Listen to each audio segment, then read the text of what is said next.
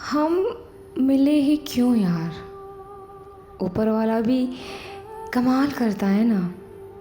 अगर हमें पहला प्यार नसीब ही नहीं है तो फिर हम मिलते क्यों हैं और हमें प्यार क्यों हो जाता है, जबकि हमारा साथ तो कुछ लम्हों का ही है।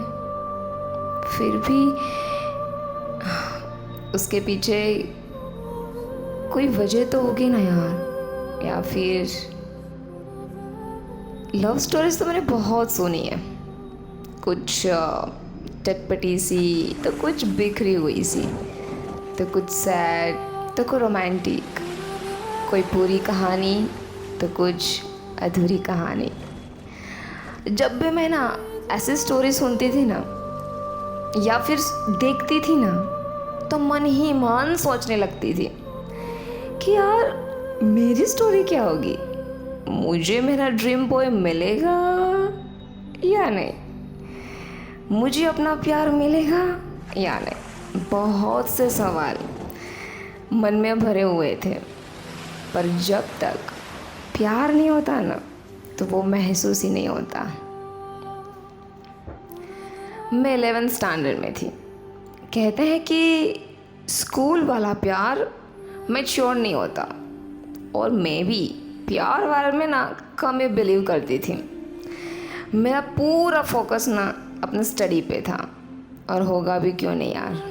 मेरे पेरेंट्स की उम्मीद जो इतनी सारी थी और मुझे वो पूरी भी करनी थी। मैं तो पुराने स्टूडेंट थी खैर, पर उसका नया नया एडमिशन हुआ था। उसके पापा का ना ट्रांसफ़र हुआ था। पहले ही दिन उसके साथ मेरा झगड़ा हो गया। वो कहते हैं कि अच्छे प्यार की शुरुआत ना लड़ाई झगड़ों से ही होती है। आखिरकार गलती तो मेरी ही थी, पर मैंने सॉरी उससे बुलवाया था। ज़िद्दी जो थी इतनी में। उसका नाम पहला दिन था, new school, new teachers, new माहौल, सब कुछ नया नया। उसे तो ये भी नहीं पता था कौन सा रूम कहाँ पे है। और उस दिन ना कुछ यूँ हुआ कि मेरी लड़ाई टीचर से हो गई बिना बात की। गलती मेरी नहीं थी, टीचर ने उनका गुस्सा मुझ पे निकाल दिया, और मैंने भी फिर मेरा गुस्सा उस पे। जो बेचारा 11th कॉमर्स का रूम ढूंढ रहा था, और फिर उस दौरान उसका ना मेरे साथ टकराना। हालांकि उसने सॉरी कहा था मुझे, पर मैं भी अपना पूरा गुस्सा उस पर निकाल दिया, और बेचारे ने सॉरी भी कहा मुझे। खैर गलती तो मेरी ही थी फिर भी। और फिर वो डरते घबराते हुए कहा कि actually I am a new admission in this school, और मुझे पता ही नहीं है कि कौन सी क्लास कहाँ है, क्योंकि स्कूल कुछ ना ज़्यादा ही बड़ी है ना। और फिर मुझे खुद के ऊपर इतना गिल्टी फील हुआ कि कहाँ मैंने अपना पूरा गुस्सा इस बेचारे पे निकाल दिया। और फिर आखिरकार मैंने भी सॉरी कह ही दिया और कहा, है we are same, I mean मैं भी 11th स्टैंडर्ड की ही हूँ कॉमर्स में। और फिर तो क्या, हमारी दोस्ती की शुरुआत हो गई। और कुदरत का करिश्मा तो देखो, उसका घर मेरे घर के बिल्कुल सामने वाली लाइन में था। और मुझे पता तो तब चला जब मेरी मम्मी उसके घर पे रुकी हुई थी, पूजा में गई थी। अब बात अगर मेरी मम्मी की हो रही है तो ये भी बता दूँ, मेरी मम्मी ना किसी के घर पे भी जाती है ना, वापस आने का नाम नहीं देती। और फिर क्या, मुझे बुलाने जाना पड़ा। तब मुझे पता चला कि अभी तो यहाँ पे रहता है। अभी मतलब मेरा पहला प्यार, शायद, पता नहीं प्यार था भी या नहीं, या है वो भी नहीं पता। बहुत सी ऐसी चीज़ें होती है जो हम इतने कन्फ्यूज़न में रहते हैं कि रियल में वो है भी या ऐसे ही हम सोचने लगते हैं।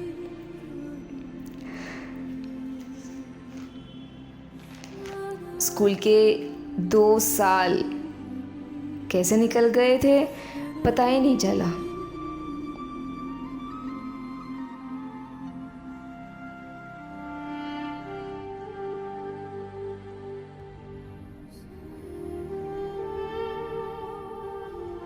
ना ही हम स्कूल साथ जाते थे और ना ही हमारी कुछ ज़्यादा बात होती थी।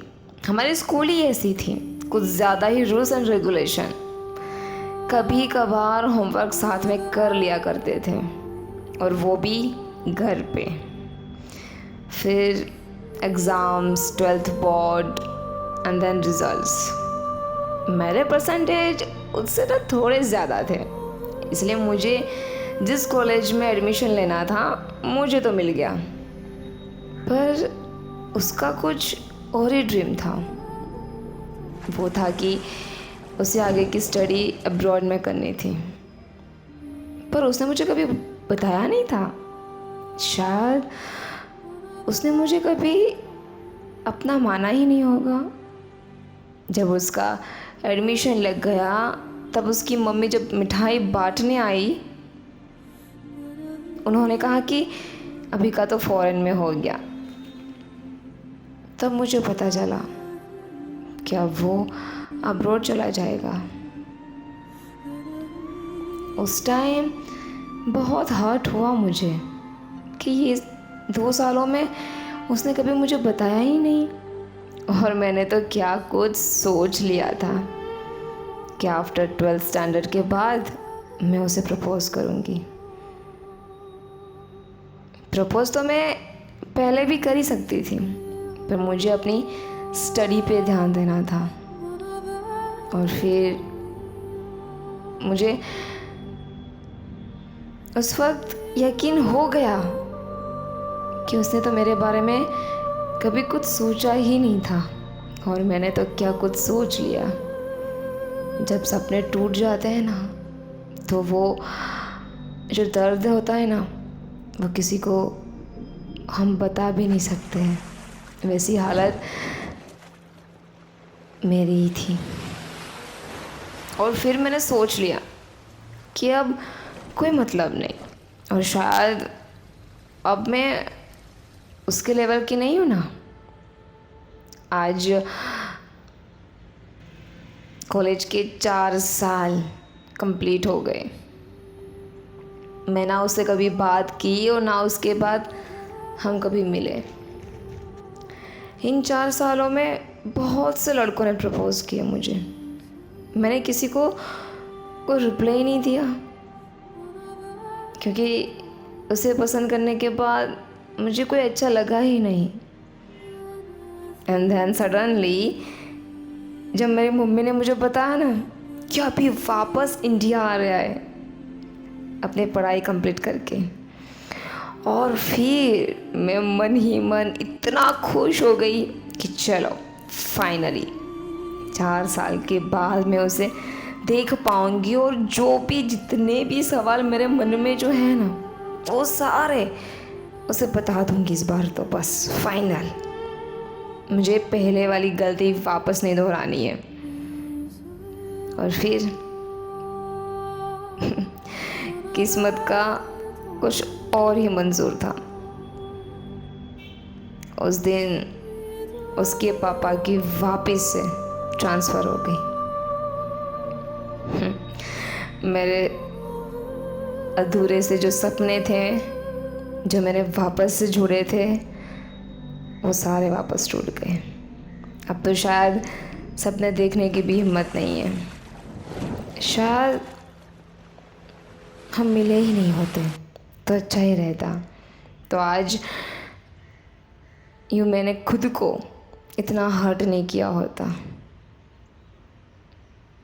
पता नहीं हम मिले ही क्यों थे, जबकि हमारे रास्ते कुछ और थे। फिर भी हम क्यों मिले, और जब मिले तो मुझे उससे प्यार क्यों हो गया। कितने सारे रिलेशन तो ऐसे ही टूट जाते हैं नहीं, हमें पता ही नहीं होता कि कब जुड़ते हैं और कब टूट जाते हैं।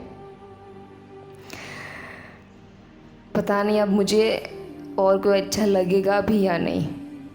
मुझे क्यों इतना फ़र्क पड़ता है? मेरे उससे कोई इतना रिलेशन नहीं था, ना हमने इतनी ज़्यादा कभी बात की थी, ना ही हम साथ में स्कूल जाते थे, ना आते थे, कुछ भी नहीं। फिर भी वो मुझे अच्छा लग गया था।